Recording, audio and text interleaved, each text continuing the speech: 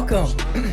I'm here to just casually talk about Garvey today. We're gonna be talking about some of his works, okay?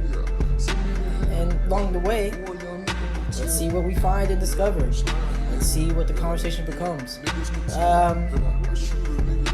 Some of this stuff I may not have read, so I'm reading it for the first time, some of it, on here. I read some of this stuff already, but not everything. Still got much more to learn. You don't stop. You keep going. So I'm gonna start with something that I've already read before, and that is the Negro's greatest enemy. Let's start with that. My doom, if I may so call it, of being a race leader dawned upon me. Current History Magazine, September 1923. So, one thing, if you don't know what Current History Magazine was, I didn't know what it was either. So I just did some Googling, and this is what I found out. From the University of California Press, it began as a supplement to the New York Times in 1914. Current History is the oldest publication devoted exclusively to international affairs published in the United States. Current History is published 9 times a year with 7 issues focusing on the Pacific region. Notable contributors over the past century include George Bernard Shaw, H.G. Wells, Leon Trotsky, W.E.B. Du Bois, Marcus Garvey, Winston Churchill. Look, I don't know these people for real. I only know W.E.B. Du Bois and Marcus Garvey, alright? So, that's all you need to know.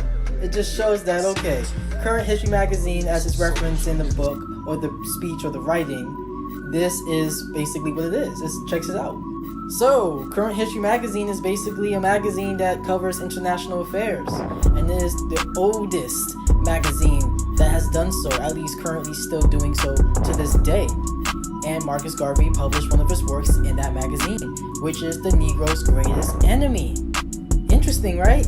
September 1923. Let's continue! As we see Garvey talking about how he grew up with other black and white people, where he got his education, and, he said that people tried to whip me, like some of the folks tried to whip me, and they couldn't whip me, because he refused to be whipped. Now, I don't know his experience, but Garvey seems like a guy with a lot of pride. So, Garvey's talking about how he was the apprentice to a printer, and how his apprentice master basically taught him a lot of things that made him intelligent and how to manage a lot of things. And he took pride in that. And then, Garvey also talks about how early in his days, there was no differences between black and white people. How he actually, played with some of the white people around him. And that he didn't hear the term Negro until he was 14 years old. Crazy. Let's look at this part right here. Well, Garvey is talking about how when they turned 14, him and his white friend parted. And that his white friend, which was the little white girl, never attempted to reach back to him because he was the N-word, basically. So, Garvey had no regrets, and he's like, I never thought, not once, that little girl was superior to me. In fact, they looked up to me. Vic. What are you doing right now? You got everything, don't you, freak? What do I have? Nothing. And I got nothing. So I had no regrets. This is what Garvey said, and this is how he felt, and give you some perspective that Garvey just now realized that there was a difference. There was a social hierarchy between the races. So after learning from that experience with that white girl, Garvey made it clear that he's never going to play with white girls anymore. So he just said at home, my sister's company is all I really need.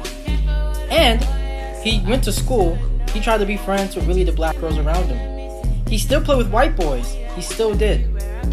Just not white girls anymore at this point.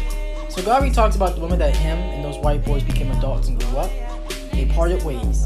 And when they reunited, they did not remember Garvey. Garvey felt like he had to make a place for himself in this world and started taking an interest in politics. Started seeing the injustices done to his people just because they were black. He went to the West Indies, traveled around the West Indies just to see more of the same. Garvey did not like that. Garvey was finding out about racism just like this. This is how he was finding out about, white supremacy. As a child, he did not know it was a thing, and as he grew older, it started to become very clear to him and apparent that there is a white supremacist structure oppressing black people. I forgot to add, my apologies, that Garvey also traveled through South and Central America. So, Garvey read Booker T. Washington's book, Up from Slavery. And he went through London after traveling half of Europe, asking himself, where's the black man's kingdom? Where is his country? Where is his government? Where is his army, right? Garvey was asking these questions because all he saw were black people in a submissive position all the time. That black people didn't have any power, they had nothing. Mind you, you should know, Garvey was banned from Africa. Okay, he was banned from Africa. You may not know where in this wall of text that they basically tell you that Garvey was not allowed in Africa. Here it is, let me make it easy for you. Give it a couple of minutes. You got that? Alright, let me turn off the music. So, after basically seeing that black people all around the world are always oppressed and on the bottom, Garvey wanted to make it his purpose to liberate and empower black people. He wanted to advance his race to basically have sovereignty, autonomy, and respect. So Garvey went back to Jamaica, returned home, and arrived on July 15th, 1914. And 5 days after his arrival, the Universal Negro Improvement Association and African Communities Imperial League, the UNIA, was founded.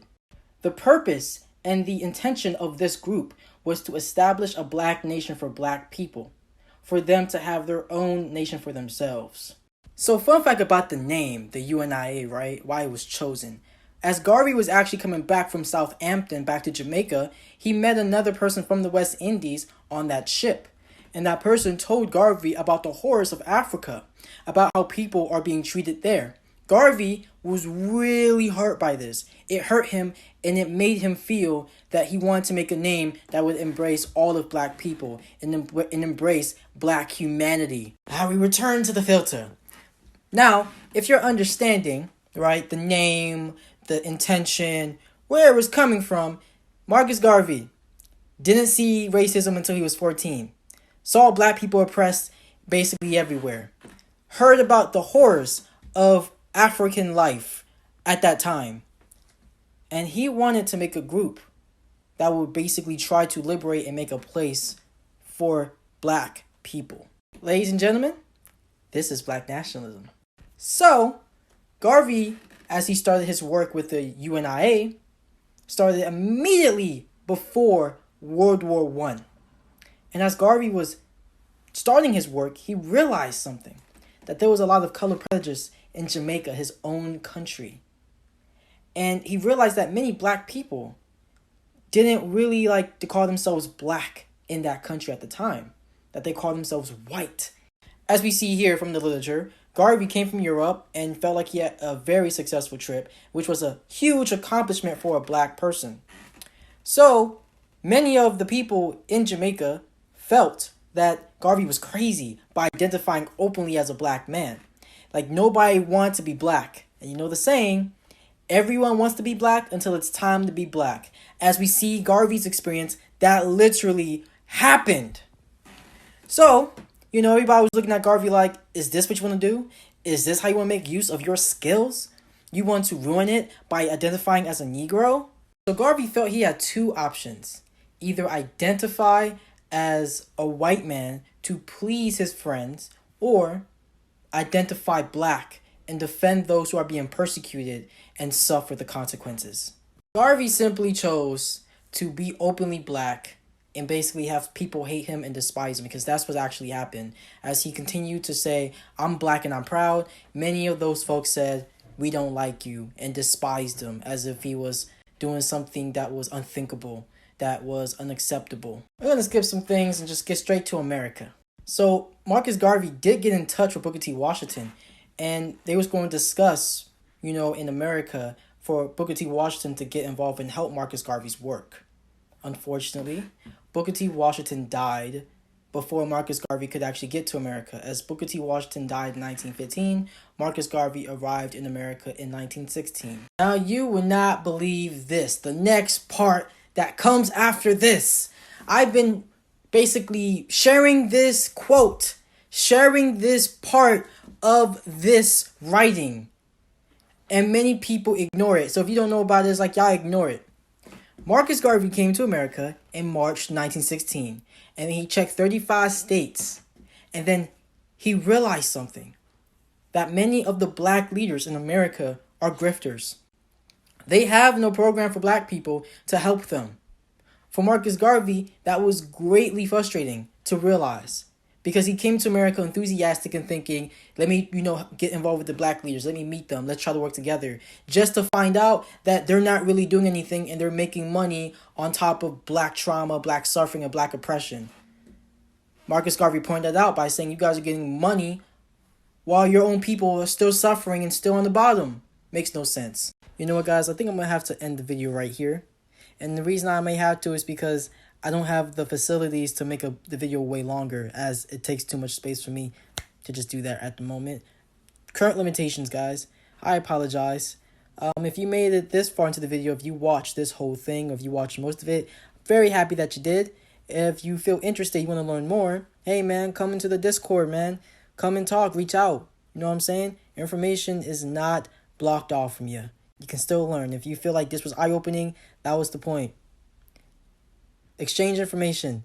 Because you might hear all this other stuff, but when you look into the literature, you see a different story.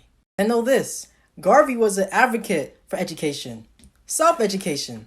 He said, read, read, read, and never stop until you discover the knowledge of the universe. He learned from people. He listened to folks. He read books. He loved retelling, history and everything. He was a learner. He was a reader. And for you to get that knowledge too, you gotta sometimes read and educate yourself. Watch videos. Look at articles, Do what you gotta do and do the research. Do the work. That's what I have to tell you, okay? Goodbye. I ain't gonna lie, bro. Sometimes, like, late nights, I just cry like a motherfucker. That's the honest to God truth. Like, I be crying sometimes. Sometimes I get mad.